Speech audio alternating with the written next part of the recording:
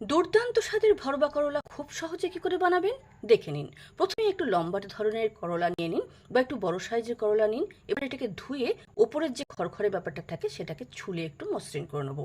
তারপরে পেটে একটা কাট লাগিয়ে, যদি খুব শক্ত বীজ থাকে পুরোটাই বার করে নেবো।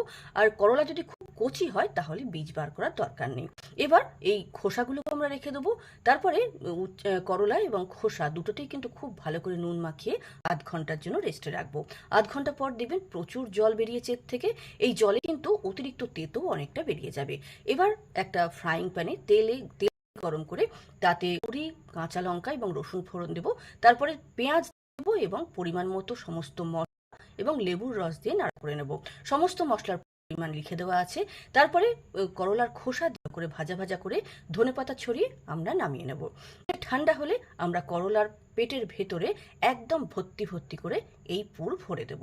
আর যে পুরটা বাঁচবে সেটাও কিন্তু রেখে দেবো, এটাও আমাদের লাস্টে ব্যবহার করতে হবে।